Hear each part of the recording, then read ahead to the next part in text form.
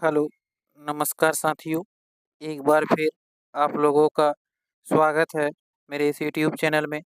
आज के इस वीडियो में हम लोग देखेंगे बीपीएससी टीआरई 4 एग्ज़ाम से संबंधित जीके और जीएस के कुछ महत्वपूर्ण प्रश्नों को। तो आज का पहला प्रश्न है कि बंगाल का पहला गवर्नर जनरल कौन था? Lord Cornwallis, Lord Clive, Lord Curzon या वारेन हेस्टिंग्स? तो इसका सही उत्तर है साथियों कि बंगाल का पहला गवर्नर जनरल जो थे वो वारेन हेस्टिंग्स थे। ऑप्शन नंबर डी प्रश्न नंबर 1 का सही उत्तर है। लॉर्ड कर्जन के समय 1905 ईस्वी में बंगाल विभाजन हुआ था। इसे भी आप लोग जरूर याद रखेंगे। अगला प्रश्न है प्रश्न नंबर 2। प्रश्न नंबर 2 कह रहा है रॉलेट एक्ट किस वर्ष पारित किया गया था? 1909 में, 1914 में, 1918 में या 1919 में? तो प्रश्न नंबर 2 का सही उत्तर है कि रॉलेट एक्ट जो है वह 1919 में पारित किया गया था। ऑप्शन नंबर डी प्रश्न नंबर 2 का सही उत्तर है कि रॉलेट एक्ट को 1919 में पारित किया गया था। 1914 में प्रथम विश्व युद्ध की शुरुआत हुई थी। ध्यान रखेंगे प्रथम विश्व युद्ध जो है वह 1914 में शुरू हुआ था। 1914 से लेकर 1918 तक प्रथम विश्व युद्ध चला था। प्रश्न नंबर 3 कह रहा है कि दिल्ली सल्तनत के किस सुल्तान को लाख बख्श कहा जाता था? रजिया को, बलबन को, कुतुबुद्दीन ऐबक या अलाउद्दीन खिलजी को?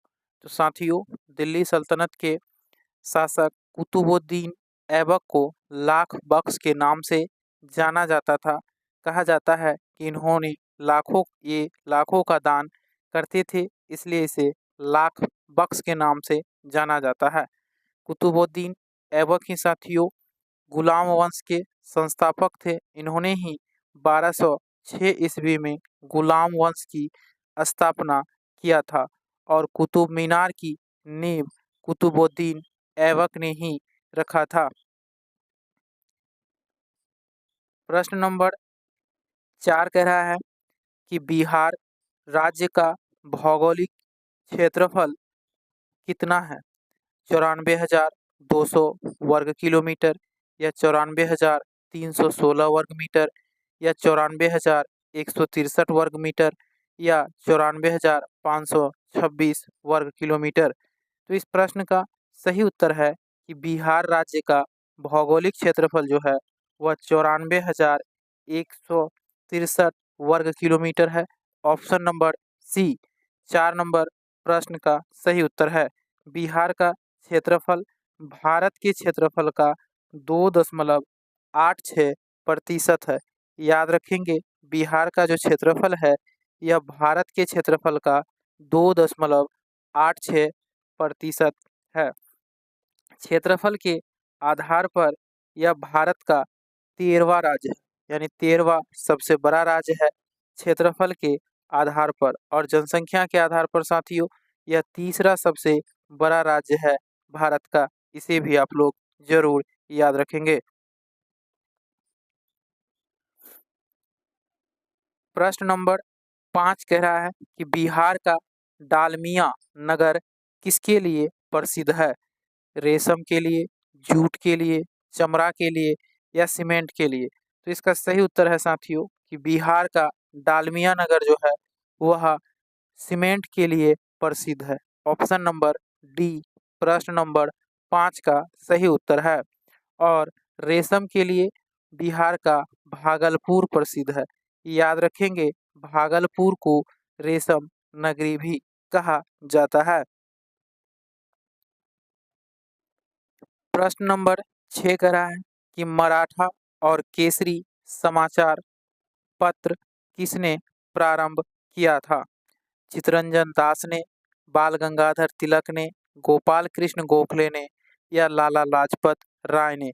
तो साथियों मराठा और केसरी का समाचार पत्र जो है इसका प्रारंभ बाल गंगाधर तिलक ने किया था 1881 में। याद रखेंगे 1881 में बाल गंगाधर तिलक ने मराठा और केसरी नामक दो समाचार पत्र प्रकाशित किया।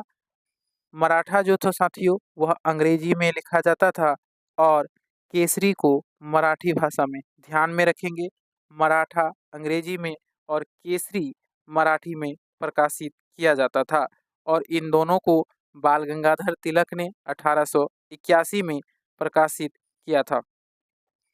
अगला प्रश्न है प्रश्न नंबर 7। प्रश्न नंबर 7 कह रहा है कैमूर पठार किसके लिए प्रसिद्ध है? तांबा के लिए, चूना पत्थर के लिए, लिथियम के लिए या बॉक्साइट के लिए? तो इसका सही उत्तर है कि कैमूर का पठार जो है साथियों वह चूना पत्थर के लिए प्रसिद्ध है। ऑप्शन नंबर बी प्रश्न नंबर 7 का सही उत्तर है। प्रश्न नंबर 8 कह रहा है लोकसभा में अनुसूचित जनजातियों के लिए सर्वाधिक आरक्षित सीटें कहाँ है? मध्य प्रदेश, उत्तर प्रदेश, बिहार या गुजरात? तो इस प्रश्न का सही उत्तर है साथियों कि लोकसभा में अनुसूचित जनजातियों के लिए सर्वाधिक आरक्षित सीट जो है वह मध्य प्रदेश राज्य में है। ऑप्शन नंबर ए प्रश्न नंबर 8 का सही उत्तर है साथियों। लोकसभा में सर्वाधिक सीटों की संख्या उत्तर प्रदेश में है, 80 सीट है उत्तर प्रदेश में लोकसभा सीटों की संख्या। और बिहार में लोकसभा सीट साथियों 40 है, इसे भी ध्यान रखेंगे। सबसे ज़्यादा लोकसभा सीट जो है वह उत्तर प्रदेश में 80 है। प्रश्न नंबर 9 कह रहा है प्रतिवर्ष दुनिया भर में अंतर्राष्ट्रीय युवा दिवस कब मनाया जाता है? तो इसका सही उत्तर है 12 अगस्त को। साथियों प्रतिवर्ष 12 अगस्त को अंतर्राष्ट्रीय युवा दिवस के रूप में मनाया जाता है और 12 जनवरी को राष्ट्रीय युवा दिवस मनाया जाता है। इन दोनों बातों को ध्यान रखेंगे आप लोग। यदि आप लोगों से एग्जाम में राष्ट्रीय युवा दिवस पूछा जाए तो उसका उत्तर होगा 12 जनवरी को और यदि पूछे अंतर्राष्ट्रीय युवा दिवस तो उसका उत्तर होगा 12 अगस्त को। 22 मार्च को बिहार दिवस के रूप में मनाया जाता है और 31 अक्टूबर को एकता दिवस के रूप में मनाया जाता है। प्रश्न नंबर 10 कह रहा है नासिक किस नदी के किनारे स्थित है? कृष्णा, गोदावरी, नर्मदा या गंगा? तो साथियों नासिक जो है यह गोदावरी नदी के किनारे स्थित है और नासिक जो है यह प्याज उत्पादन के लिए काफ़ी प्रसिद्ध है। याद रखेंगे और नासिक जो है साथियों वह महाराष्ट्र राज्य में स्थित है। प्रश्न नंबर 11 कह रहा है बिहार राज्य जल विद्युत निगम की स्थापना कब हुई थी? तो इसका सही उत्तर होगा साथियों कि बिहार राज्य जल विद्युत निगम की स्थापना वर्ष 1982 में हुआ था। ऑप्शन नंबर सी सही उत्तर होगा साथियों। वर्ष 1982 में बिहार राज्य जल विद्युत निगम की स्थापना हुई थी। चलते हैं प्रश्न नंबर 12 की ओर। प्रश्न नंबर 12 कह रहा है ईस्ट इंडिया कंपनी ने भारत में किस वर्ष प्रिंटिंग प्रेस की शुरुआत की थी? 1784 में, 1684 में, 1690 में या 1785 में?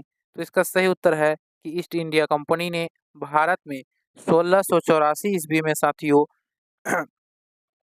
जो है प्रिंटिंग प्रेस की शुरुआत की थी। ऑप्शन नंबर बी प्रश्न नंबर 12 का सही उत्तर है।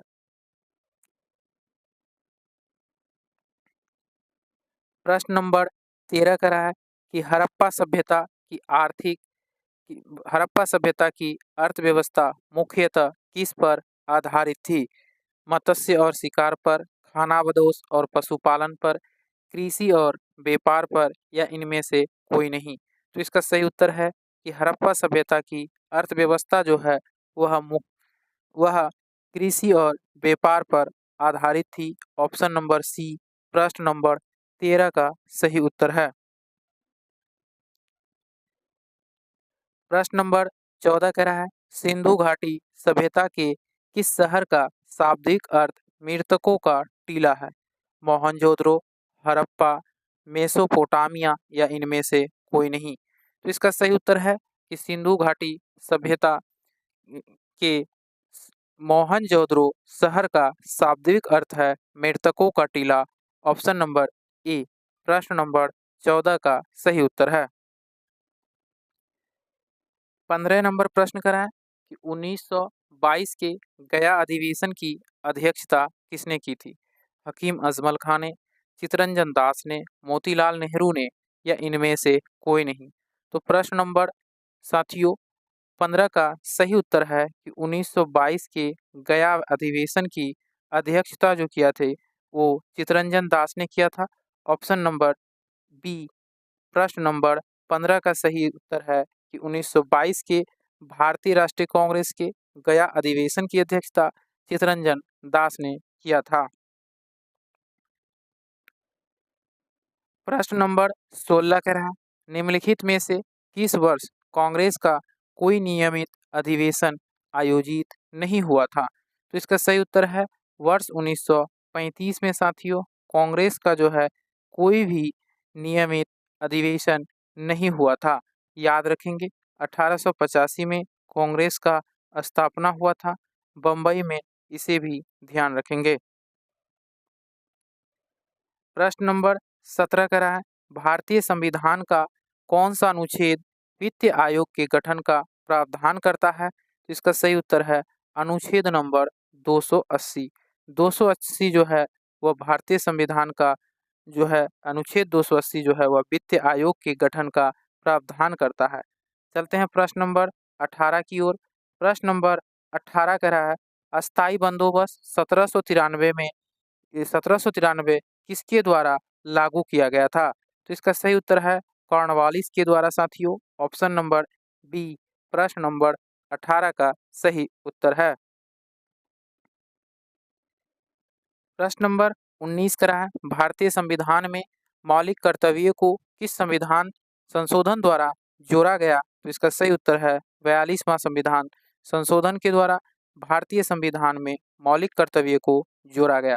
तो धन्यवाद साथियों, फिर मिलते हैं अगले वीडियो में, तब तक के लिए जय हिंद।